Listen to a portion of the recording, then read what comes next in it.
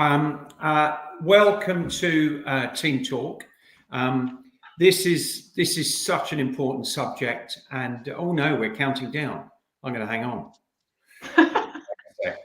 Sorry, Jahisha, I didn't get your timing down right. Cool, we're nearly there. It's a very ominous countdown, isn't it? Yeah. It's like my like I've got on my clock for retirement.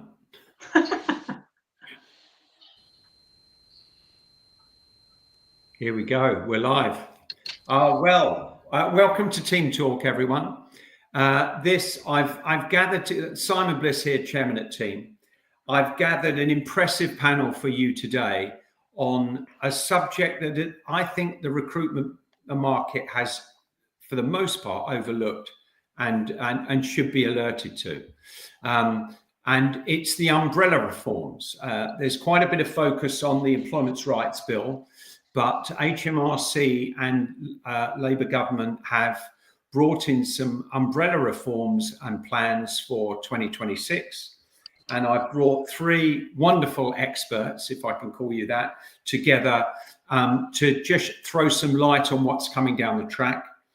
Firstly, let me introduce Rebecca Seeley-Harris. She's a National Authority on Employment Status, IR35, off-payroll working and labour supply chain compliance.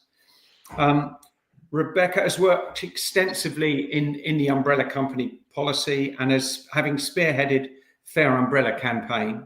And she's also served as chair of the FCSA Independent Arbitration Panel and recently published an independent report on umbrella company reforms, which was submitted to UK government. So welcome, Rebecca. Thank you for joining us. Anything you want to add to that and before we get into the session? Have I missed anything? Yeah, I think it's probably important to note that I was also a senior policy advisor with the Office of Tax Simplification at Treasury. So I've worked with the government that was for a few years as well. So I understand the position from a policy point of view, but also as a practitioner in the field in the sort of labour supply chain. And as you mentioned, working within the sort of umbrella company industry as a policy expert, maybe. Thank you. No, that's perfect. I welcome Chris Bryce, CEO of the FCSA, which is Freelancers and Contractors Services Association.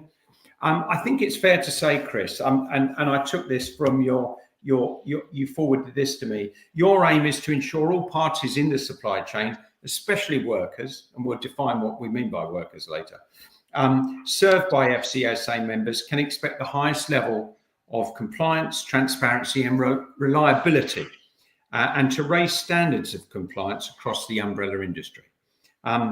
Thank you for that. And thank you also for being a friend of Team and inviting me to a few of your sessions, which has prompted putting this panel together for not only Team members, but the marketplace as well. So Chris, anything you want to add, Chris? Oh, I think that's probably glorified me enough. Yeah, I suppose it's probably worth mentioning that for too many years that I care to remember, I was in fact a working contractor with my own limited company. So I've been around the block since about 1992 in various guises, and FCSA is where I've landed for my sins. Okay, thank you. And last but definitely not least, a good friend of Team, Simon Block, partner at JMW Solicitors, head of employment at JMW. JMW are principal legal partners to Team and offer a free helpline to our members on employment law subjects. Simon, thank you for joining us today. I know we're going to talk a lot about the umbrella and payroll, but this flicks into the ERB, the Employment Rights Bill. Is going to have a significant impact on how recruitment companies operate going forward. So we'll have a little touch on that. And a bit later on, I'll announce something that we're doing together later on the ERB, perhaps later on this summer. Anything you want to add, sir? No, there's certainly a lot coming down the line as far as employment law is concerned.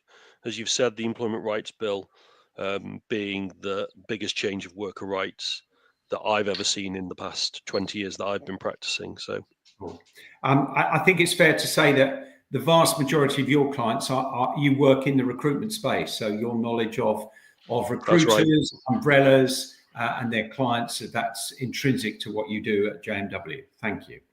no problem. One of the questions I had for you folks early on, if we can start from the beginning, was, and we had some headings. What exactly is option 3, deemed employment, and how is it likely to work in practice? Rebecca, can you just give us a bit of an overview on that? Well, I think if I sort of go back to a very quick bit of history to understand how we got to this point, the government, the previous government, the Conservative government, was consulting on this area, and this was a joint sort of cross-government initiative, if you like, looking at the regulation of the umbrella. Now, the regulation, in my view, is slightly different to the umbrella tax policy that we've ended up with. So they were looking at 3 options, one which was due diligence, mandated due diligence, one which was transfer of debt, and one which was the deemed employment. The previous government was looking at mandated due diligence, and I think the vast majority of the marketplace was in favour of that. When the Labour government came in, they announced in the autumn budget that they were going to opt for option 3, which through the various different consultations had been the least popular option. So having opted for that option, there's been no further consultation on that. So what we've got is that we've got this option 3 deemed employment, and there will be no consultation on that option. So what we're left with is an understanding of what the government means by this, and this has ended up as a piece of tax policy change rather than the regulating of the umbrella company industry, which is separate because that's the Department of Business. So the policy is under HMRC, and this is to tackle non-compliance. And we all understand that there's a lot of non-compliance, but this is you have to sort of segment the industry, if you like. So you've got the accredited compliant umbrella companies. You've got a segment of umbrella companies that aren't necessarily accredited but are still compliant, and then you've got a probably smaller section of companies that are causing a lot of damage. So the government has decided they've got to make a change. The change that they've decided on is this deemed employment for tax purposes. So what they're suggesting, what they want to happen, is that the tax liability will shift from the umbrella company, as it is currently, to the recruitment company, so your members. So that's as much as we know, really. So if there's a recruitment company in the chain, then as of April 2026, they are going to become liable for any shortfall in taxes due to a non-compliant umbrella company.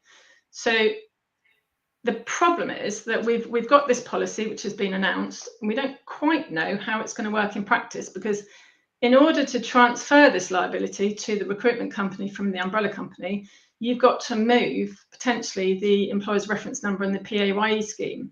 And if you do that, then there's obviously going to be a huge change in the operational workings of the labour supply chain.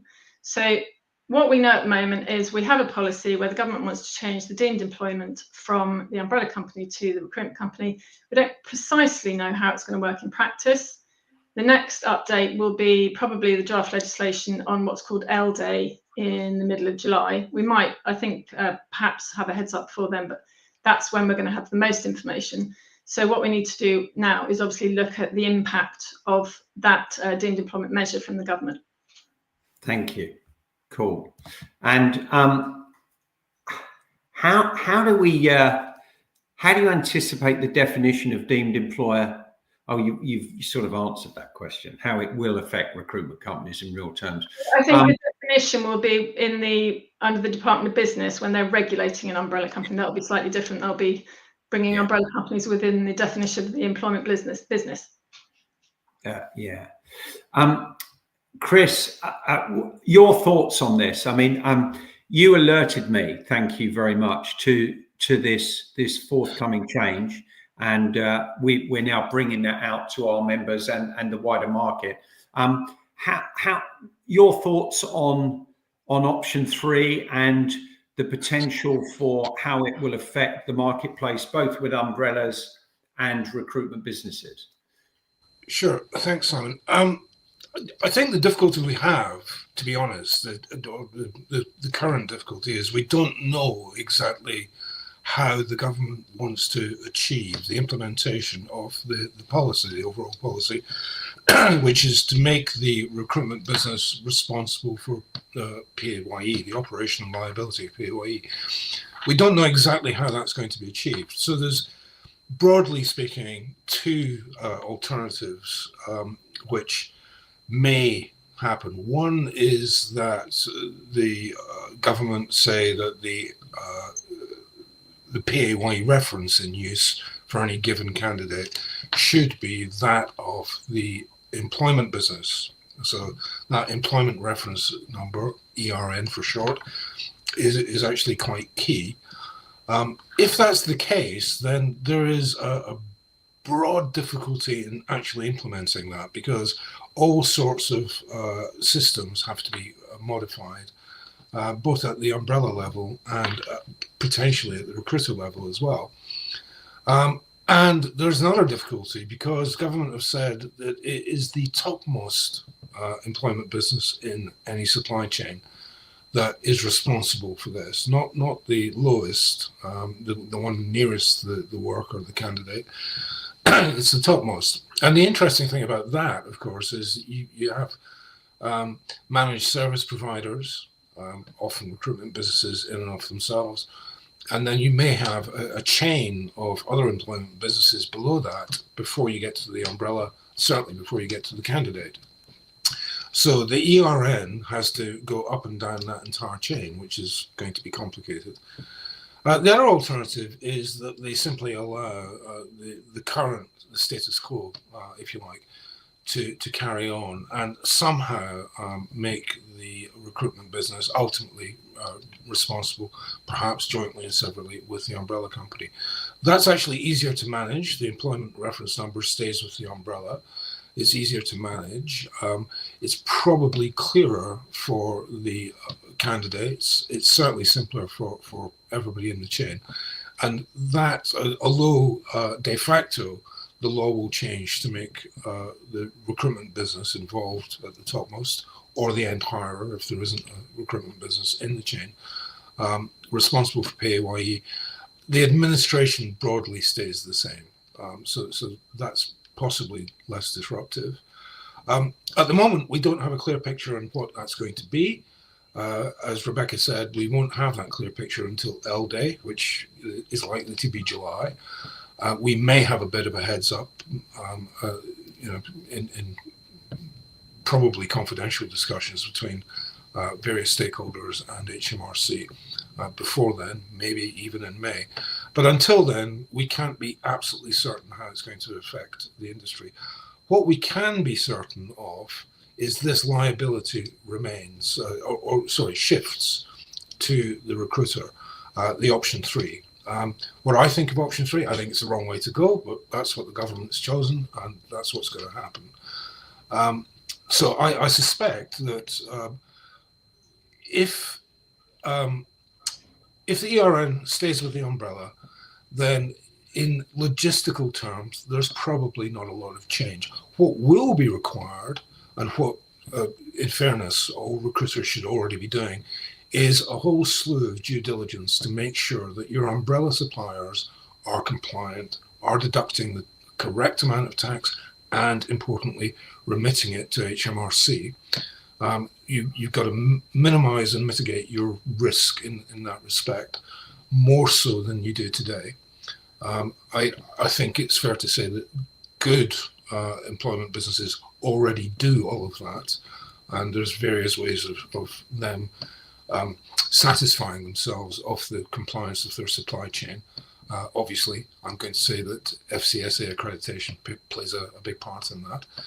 But I think that post-April 6 next year, that due diligence, which in some cases is perhaps paid lip service to rather than actually followed through on, is going to be absolutely crucial.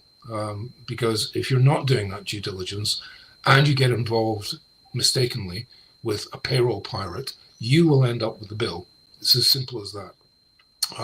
So I would urge all employment businesses operating in the temporary supply chain to make sure that their preferred supplier list, or ASL, is absolutely squeaky clean, whistle clean, and make sure that they're accredited by a properly recognized, well-established accreditation organization who will take most of that pain away from you. Okay. Just touching on something Chris had said there, which Thank you. I think is relevant, is, and this is more just to engage with Chris on it. So there are other elements of legislation where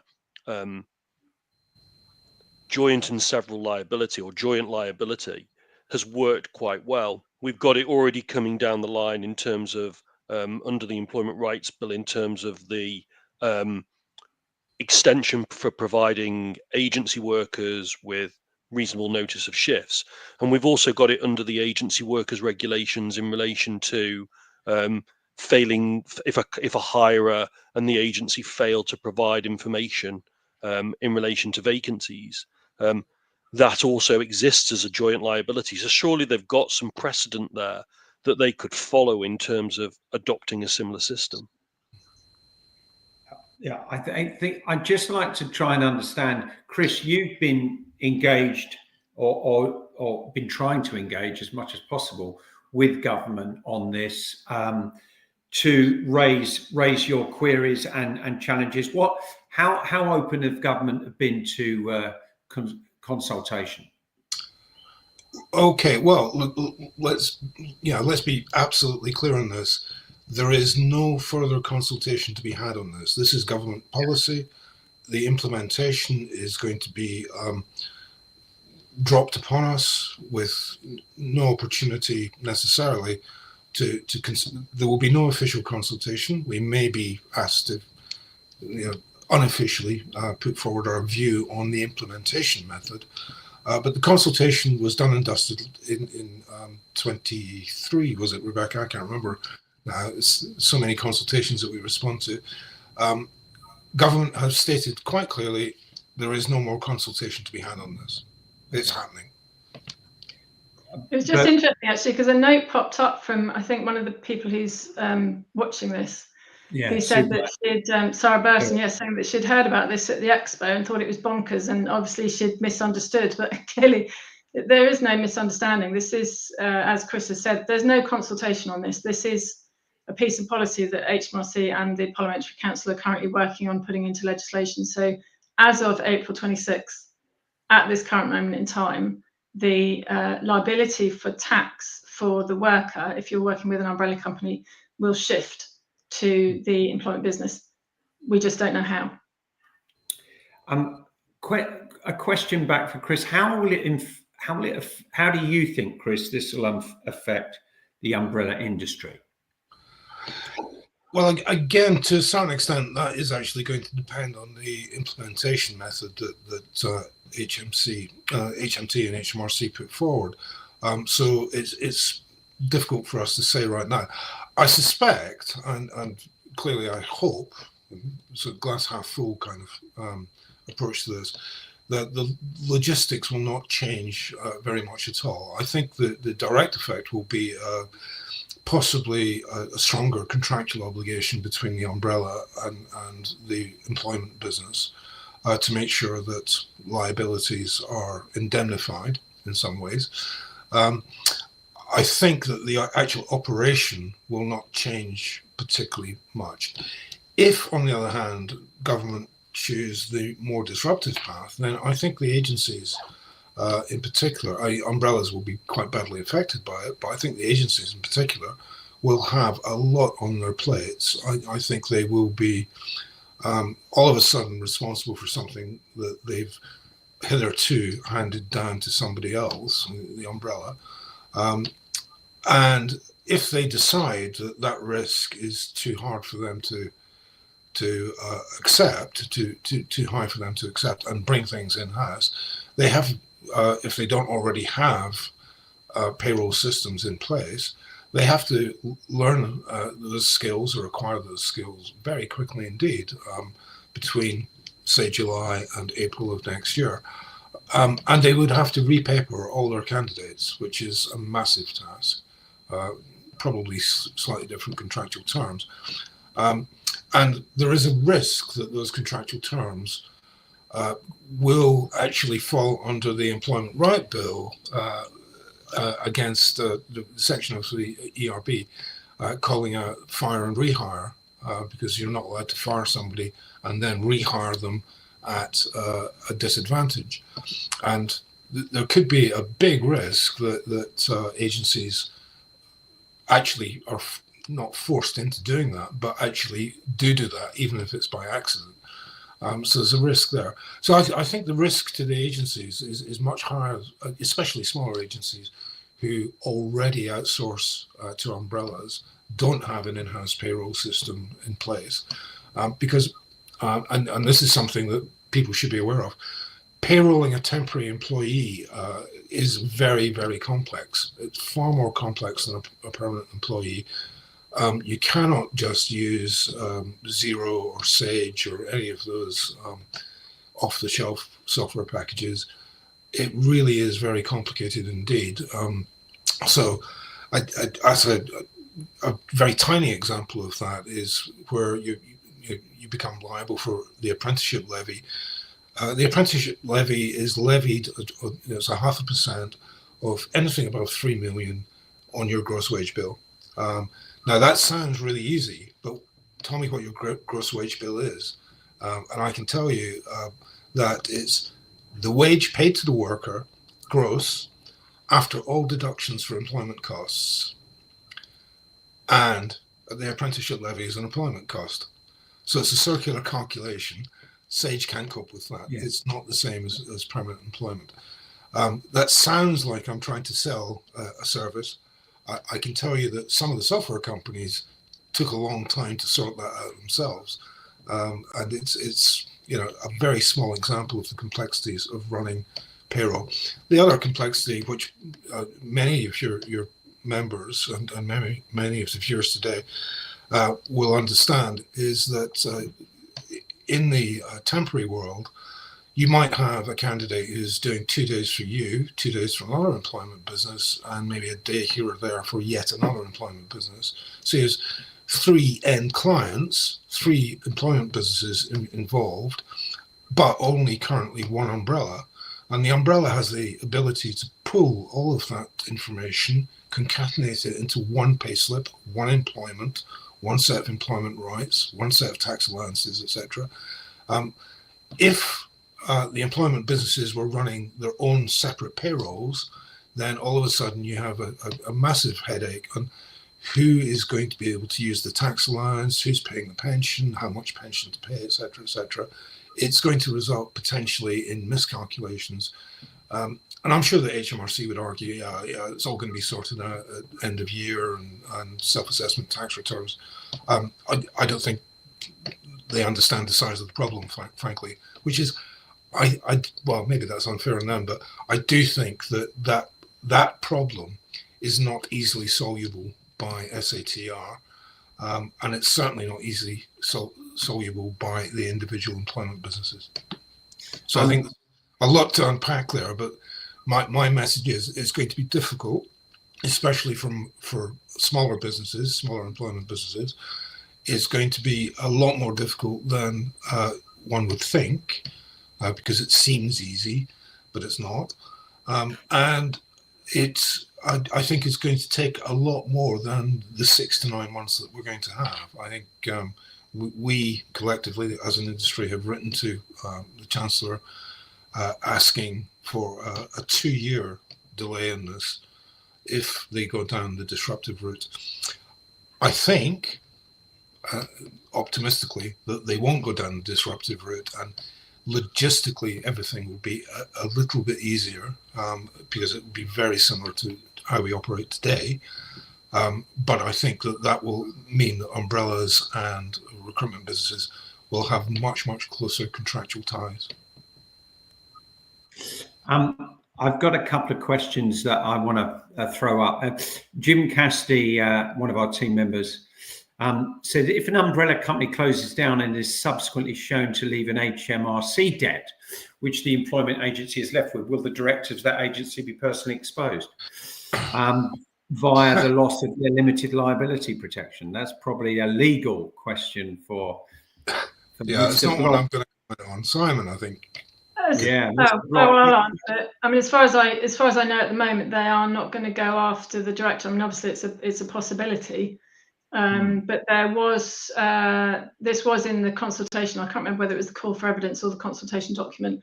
It was looked at because in terms of transferring a debt under option 2 and also the deemed employment. So when they were looking at this previously, they did look at whether to transfer to the director personally. And also there's been other pieces of legislation within the labour supply chain where they've looked at transferring to the director personally. At the moment, as I understand it, there's not that's not going to be included in the measure, but it's not to say they won't change their mind. Okay, Simon, anything to add? No, not from me on that. Okay. I think we're moving perhaps potentially away from that. But Grant, one of my other members from South Wales in the construction space, will the new regulations cover construction and the CIS payroll? They will if they're through umbrella, surely. In short, probably not, because no, I don't think it will. is not PAYE. It's a different scheme. Yeah. Okay. Thank you. Cool. One more is Kalpesh Baxi, another one of our team. Is there a change in the quarterly intermediaries reporting expected? That's a technical question, but I think the problem is with all these policies. So we've got this tax policy change, and you've got the potential change in terms of the conduct regs, and you've got the Employment Rights Bill. There's all sorts of things going on at the moment, and we don't know. I mean, the quarterly intermediaries reporting is a separate piece of legislation, so it's not going to be. It might be impacted by this, but this in itself will not cause that to change, if you like. Okay. Well, thank you for that. I've just going back to some of my other questions I had, and this is for any of the panel to chip in. What structural or operational changes should agencies be preparing for now? I'm quite happy to look at that one. Yeah, I mean, I'd like to be kind of positive about this change actually, because regardless of whatever the change is, I think that the labour supply chain has needed more transparency, more regulation in any case. So I see this as a good thing.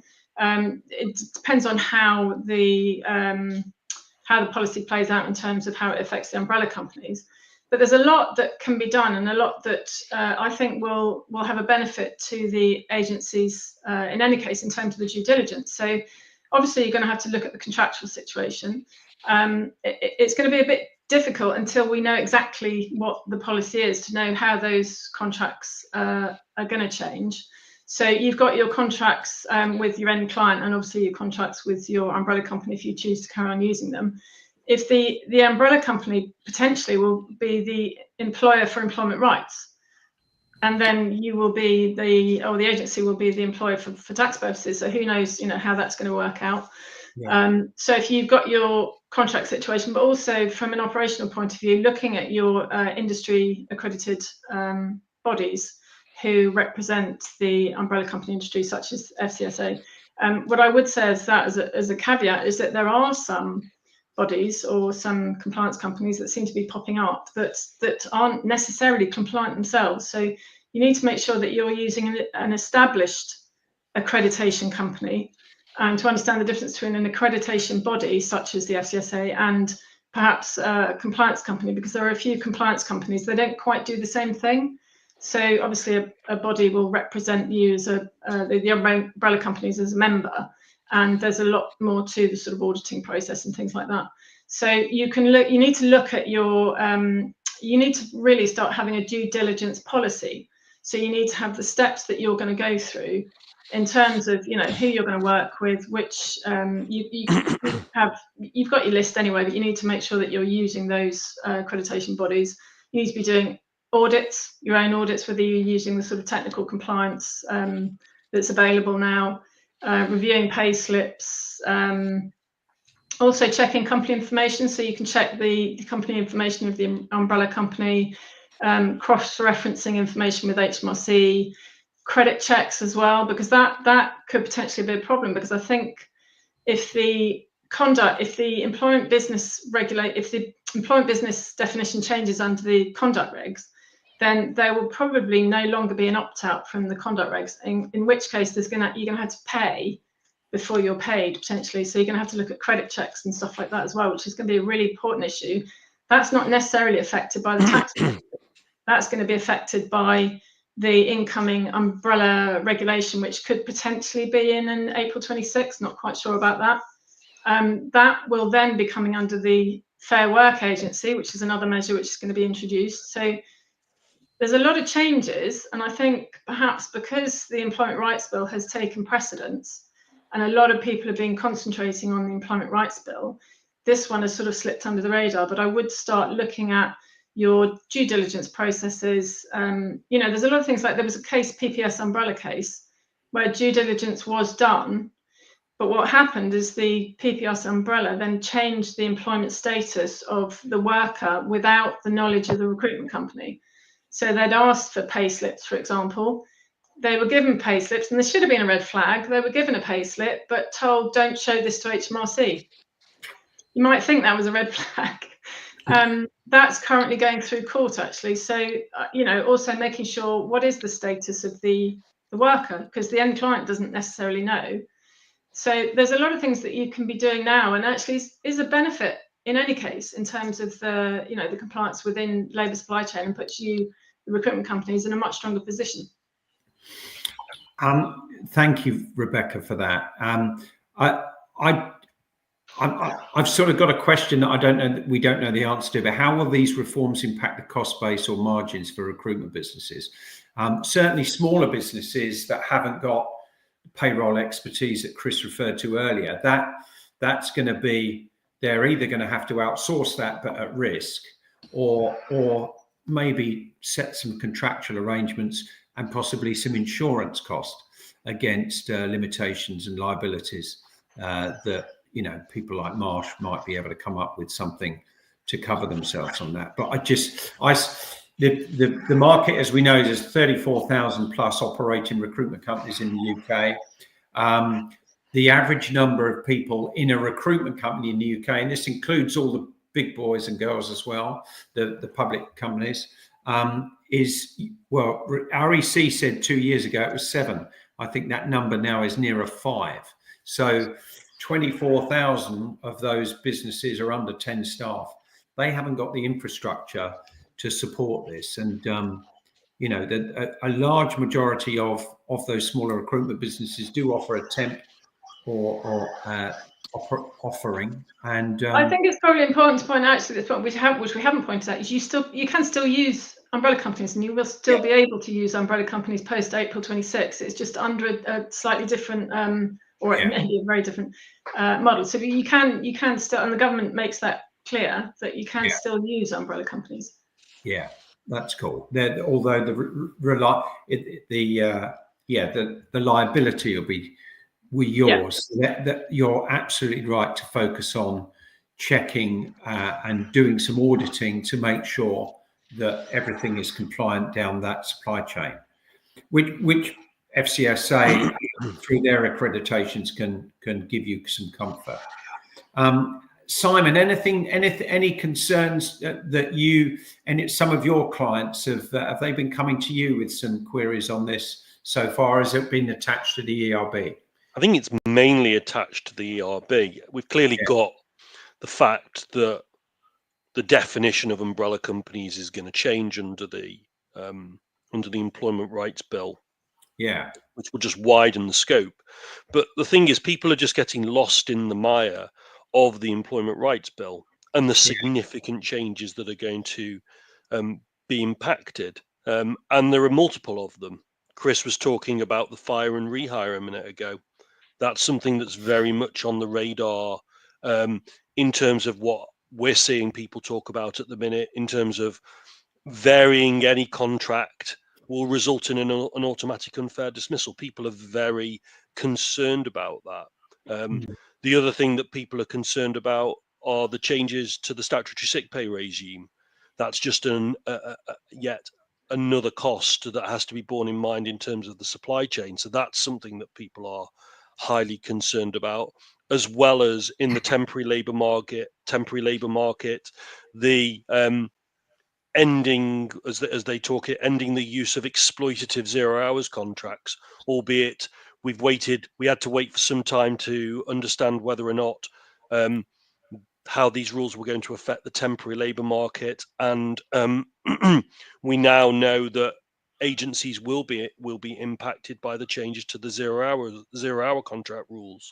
So you can see that there are lots and lots of things that are being thrown at people, and that they're having to consider in terms of weighing up how they go forward and how it's going to impact on their business. In terms of the timeframes, we're already starting to see through some commentators that they're expecting that before the end of this Parliament, the Employment Rights Bill will pass. So before July, the talk is that is when it will become law. And we can see already as soon as October 2025, some of the provisions coming into place. For example, there are some easy wins that they're going to be able to get through without much trouble. For example, the time limits for employment tribunal claims are going to be extended. So it just makes it easier for individuals, workers, employees to bring those claims and have longer to do that. That's already going to probably be in within October. But there are things that are going to take a little bit more time, such as the day one unfair dismissal rights. They're unlikely to see the statute books before 2026. So we've got some time to prepare, but it isn't a lot of time when you think about how the legislation is going to significantly change the lie of the land. And then I think somebody mentioned the Fair Work Agency. That is a whole new different concept that we're going to have to get used to. And some of the, don't get me wrong, there are some credible things that the Fair Work Agency are going to do, but it's quite frightening what powers that they're going to give themselves in relation to claiming rights to unpaid holiday pay and things like that, that people have to get used to in terms of the changes and the new world that we're going to be looking as far as worker rights are concerned. Thank you very much, Simon. I got a question for Chris under umbrella company compliance, because people are talking about that now. What does a compliant umbrella look like under new regulations, and what red flags should recruiters watch for? Well, a compliant umbrella under the new regulations is probably not going to look that different to a compliant umbrella under the old ones. The contractual change between the umbrella and the umbrella and the employment business is probably going to be more significant. Compliance is always a movable feast, and it's evolving. I see one of the I suppose slight. It's amusing in some ways, make you cry in other ways. HMRC and Treasury and indeed government of all parties have been trying to tackle taxation issues in the freelance or temporary worker market since the 60s. That culminated in the 90s, the late 90s, early 2000s with IR35, and they still haven't figured it out, and they still haven't gotten it right. So we're going to be here talking about different variations of the same theme for many years, in my view. And compliance is something that needs to be happening on an ongoing basis. And one thing that I would point out is that compliance in terms of tax is obviously very, very important. It's money, it's crucial to the whole supply chain, especially the worker, of course. And it's very crucial to HMRC that they get their fair share. However, it is the tip of the iceberg in terms of overall compliance. You have to comply with all sorts of employment rights, and we've just been hearing from Simon about some of the changes to the employment rights, the introduction of possibly new ones.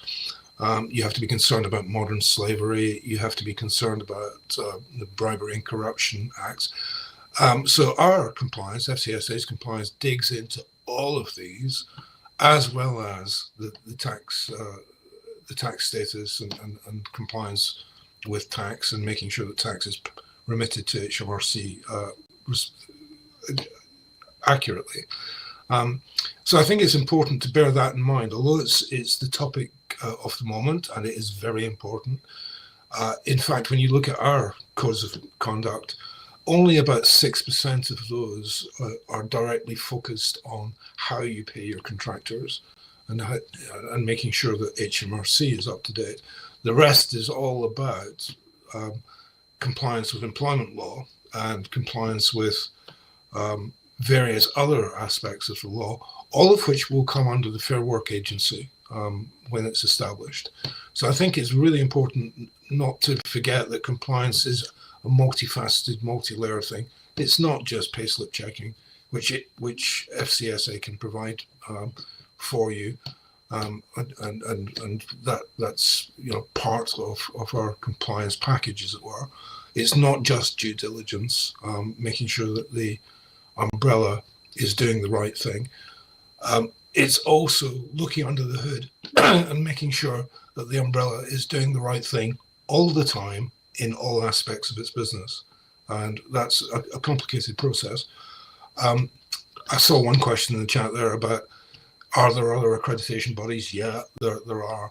There's one that's been around quite a long time, one is quite new.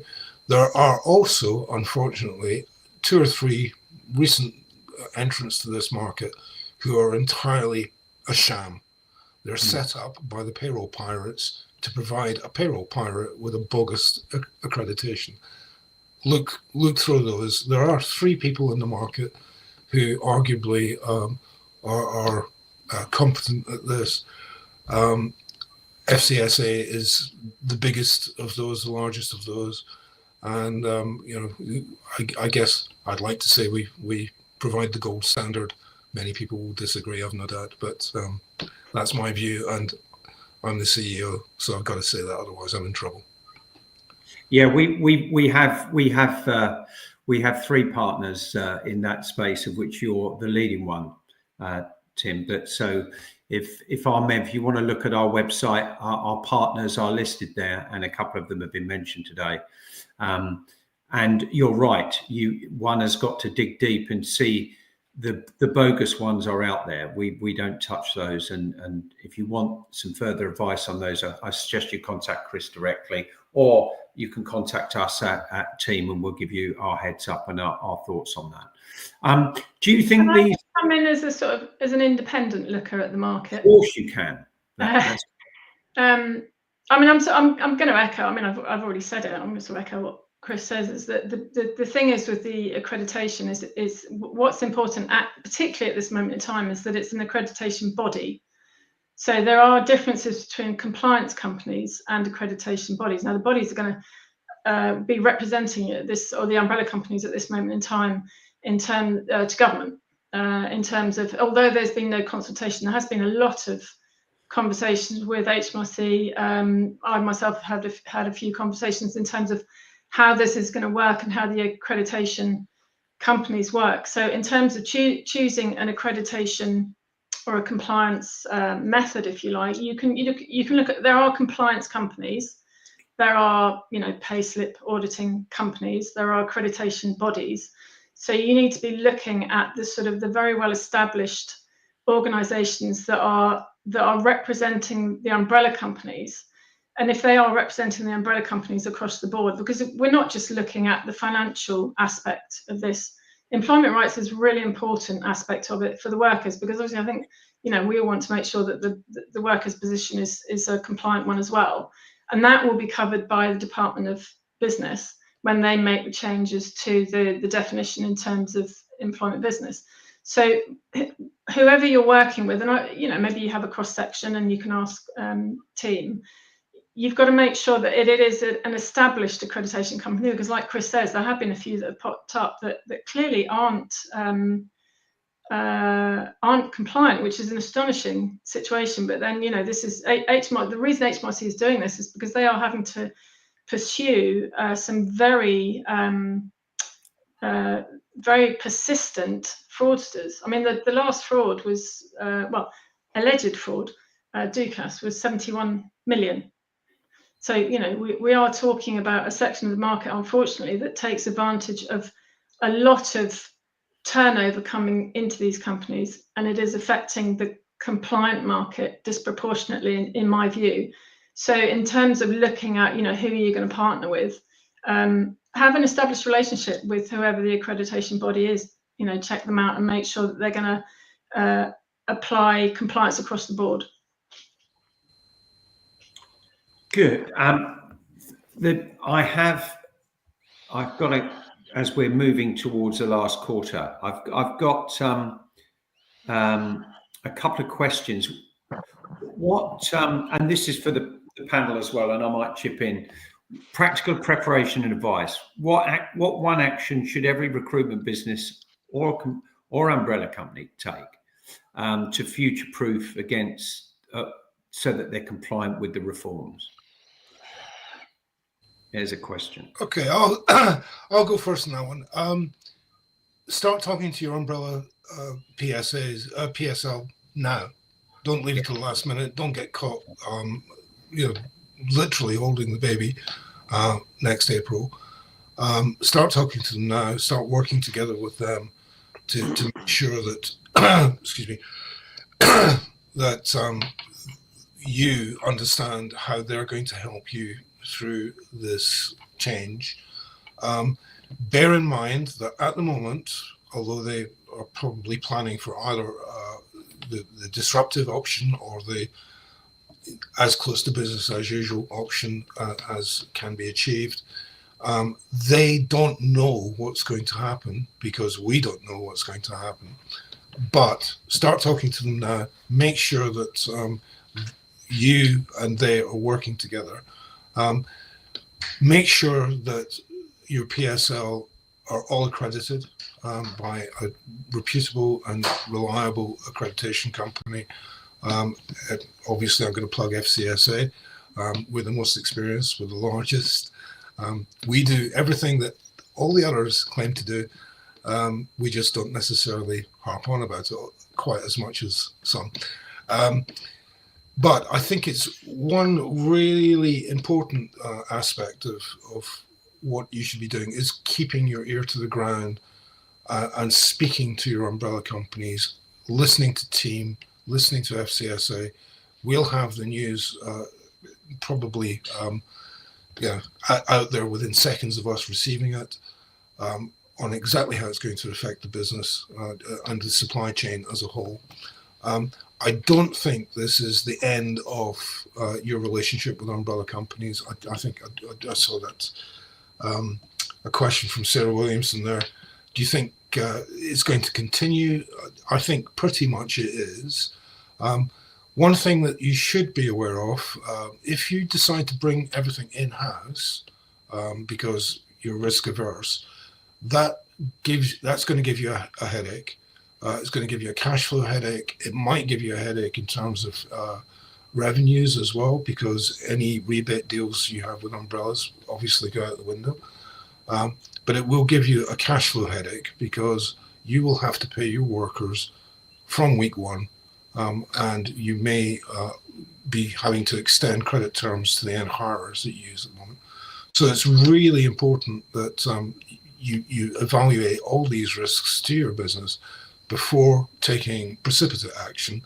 Talk to your umbrellas, talk to team, talk to FCSA, and we'll do our best to help you through these changes. And we will come up to, regardless of what the changes actually are, FCSA will be coming up with solutions that work for everybody. Good stuff. Thank you for that. Do you foresee any unintended consequences of the reforms, which I'm including the ERB for Simon to chip in, such as? I was just going to follow on from Chris's point, Good. Please do. which I thought was useful to make is that if the agency is going to take on the responsibility for engaging these workers or employees, not only are they going to have the headaches that Chris just spoke about, they're also going to have the headaches of the ERB and the rights that will flow from that are coming down the line at the same time.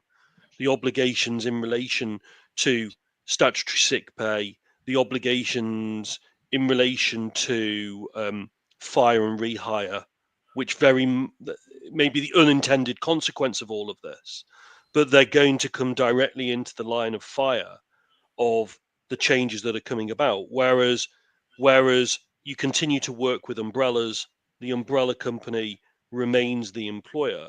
They will be well versed and well prepared for these changes that you hadn't anticipated as an agency that are coming down the line. So I think it's something, this is why these two things need to be viewed a little bit in parallel, because you feel like you're getting and solving one problem, but you're actually potentially causing yourself another problem by going down a different route, because you're as Chris was saying, you may be risk averse to using an umbrella, but it doesn't necessarily deal with all your problems because you're walking into another problem that you hadn't anticipated. And you raised a point there. Who will be the employer in terms of going forward? Is that defined yet? So if I think that's the problem. There's going to be two. It's going to be joint, because if it goes forward, it'll be for tax purposes, it'll be the employment business. For employment rights purposes, it could be the umbrella if you use an umbrella. So it's a bit tricky, because that's how it could end up with two different employers. And then we're into the world of potential joint employment, which the courts have only had to wrestle with a couple of times. And I can tell you now, from what I've read and the limited amount of law there is available, they don't love it. It's not something that easily sits with them in terms of having this joint employment. So again, another uncertain path that you're heading down. Okay. I'm just going to jump in there, actually, because the government has had a lot of information on this. From myself, I've, as you said, I've written an independent report on this from FCSA. I know that other organisations have also put reports in, so they've had a lot of information on this, and I put forward the solution perhaps of joint and several liability, because if the umbrella company can continue to have the employer's reference number, but the liability could shift potentially if there was going to be a shortfall, then that could be business as usual, and then the umbrella could continue as the employer for tax purposes and the employer for employment rights purposes. But as I say, we still don't know how that's going to happen, and I think probably the best thing is to have us back in late July to update on what the draft policy or the draft legislation is, because I think that's the earliest that we're going to know what the next steps will be. Good. We'll wait for L Day then and perhaps get you guys back. Can I just, you asked Simon about the potential pitfalls and what might go wrong. One thing which I think government, we've certainly made government aware of this in our report. Currently, there's around 600 umbrella companies in the UK, most of whom, the vast majority of whom operate compliantly. They might not necessarily have an accreditation from anybody, but they're working away, fully compliant, paying their taxes, etc. We estimate there's 24,000 employment businesses in the temporary space of the 34,000 recruiters in the UK. Thinking about this logically, HMRC now have to police 24,000 PAYE entities, where they used to only have to police 600. That means it's going to be a lot easier for the payroll pirates to hide amongst genuine, proper decent recruitment businesses. And there is a risk, and I think it's a pretty staunch risk, that the recruitment business will therefore be tainted by the reputation of these recruiter pirates in the same way as the umbrella business has been tainted by the payroll pirates. And the reputational damage to the recruitment business could be quite high.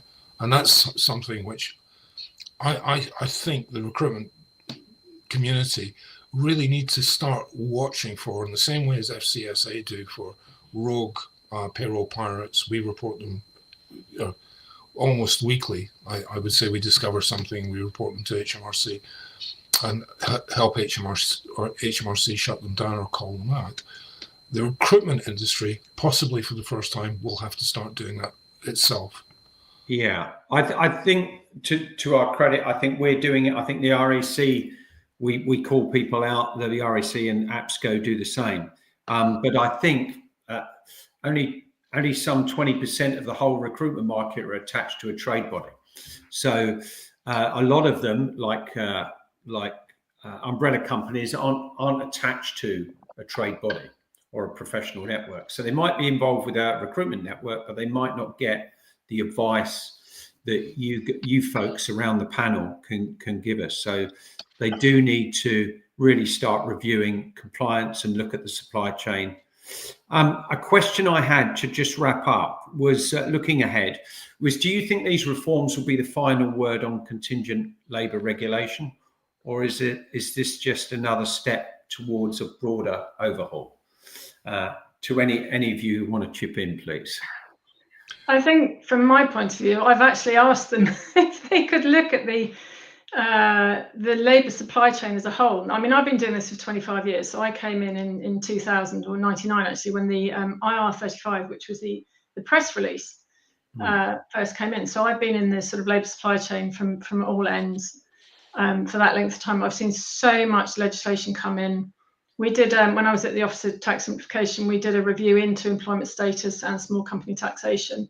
And I think there needs to be a wholesale look at the labour supply chain, because it's changed so much in those years in terms of it functioning properly. So taking pieces of it, as they've done at the moment with the umbrella company industry, and making changes without looking at how it impacts on the rest of the labour supply chain. I think it would be better if they did look at the whole, but I think it's unlikely. Okay. There's not a chance that this is the last we've heard from government on the labour supply chain. The big thing which has been presaged and everybody keeps kicking the can down the road is single worker status. That's going to be massive. Change is inevitable, and tinkering at the edges is inevitable. It'll go on and on and on. One thing I think is worth mentioning, we spoke briefly about joint employment. As Simon says, there's very little case law surrounding joint employment.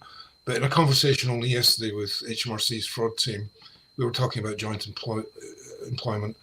And the mechanics equivalent of whistling through teeth, they do not like joint employment. So it's going to be very, very difficult to figure out how that can work for them. Just before we go, team, obviously, we work very closely with FCSA and work very closely with team. And we do have a special offer for team members on all our various products. Recruiter Partner, which is to begin with free, but it gets you other discounts for Diligence Hub and VeriPay, which is our payroll payslip checking service. So please feel free to contact me directly or my team or through Simon and his team at Team. His team at Team. Yeah, there we go. I just got that, Simon. Well, thank you all. We will be back because after L Day in late July or July, we need to, when we've got more guidance from government, we'll come back and give you some more specifics. And as Simon Block has rightfully said, the ERB, the Employment Rights Bill, has other impacts statutory sick pay on day one? Who's going to be responsible for that? Whether that is that for temporary workers as well, because they're going to have those rights, aren't they, Simon? So we need to come back. We'll come back and do a session, a LinkedIn Live, specifically on the ERB, because that's another whole ball game of changes for the recruitment space. So thank you, panel. You've been brilliant. I've had lots of questions that I've still yet to answer in the chat from many of our members, so I'll come back to you. So we're not avoiding some of those questions, but I'll be saving those and coming back to you and dealing with those individually. Many thanks all. Thank you, Rebecca. Thank you, Chris. Thank you. No problem. Thanks very much. Bye now. We'll see you again soon. Bye for now. Right.